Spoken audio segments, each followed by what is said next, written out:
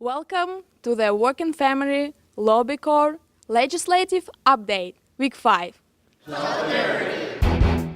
This is David Fernandez, Communications Director for the Florida AFL-CIO with this week's Legislative Update. The future of Florida's working family movement converged on the Capitol in the beginning of Week 5 for Florida AFL-CIO's Young Workers' Day. On Tuesday, April 1st, Senator Dwight Bullard joined young union members, activists, and students from across the state in a press conference addressing the issues directly affecting Florida's youth. I'm here to tell you as a person who works two jobs, one in the middle of the night in a warehouse loading boxes, and the second one in a call center for minimum wage. I'm here to tell you it's not enough to make ends meet with rent, with the cost of living. This is the fundamental issue of my class and my generation. We are here to urge our representatives to say no to HB 957. While this bill acknowledges that wage theft is an issue, it makes it even harder for victims to recover their stolen wages. Supporting this bill would be condoning a culture of stealing from hard-working Floridians. Students deserve to see an end of high-stakes testing as the only basis for student retention, school accountability, and teacher evaluations. The future is ours. This is our Florida. These are our schools, and this is our profession. Also on Tuesday, the Senate Judiciary Committee voted on SB 1400, sponsored by Senator Jack Latvala. This legislation would create an equal standard for accessing higher education in Florida and give undocumented students an opportunity to pursue the American dream.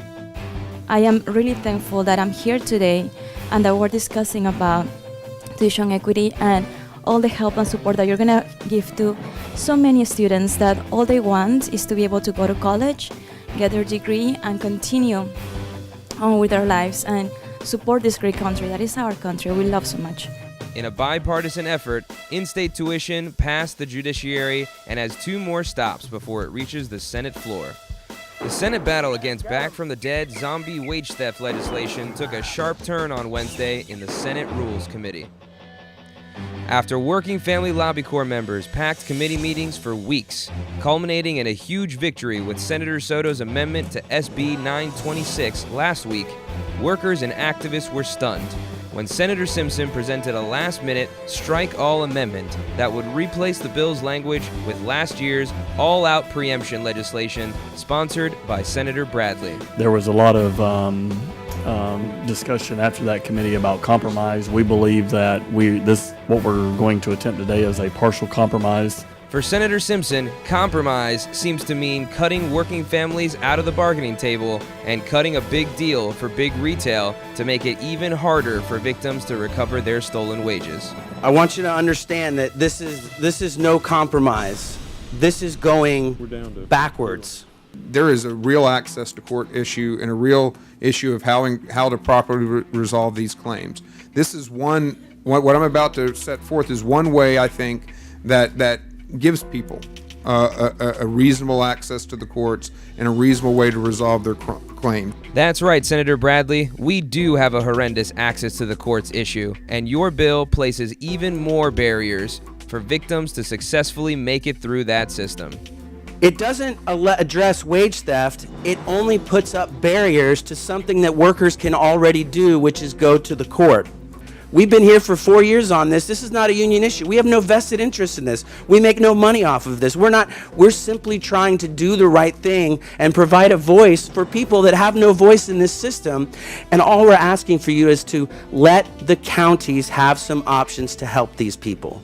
After a heated debate, SB 926 narrowly passed the Rules Committee with Senator Bradley's preemption amendment by a vote of 8-7.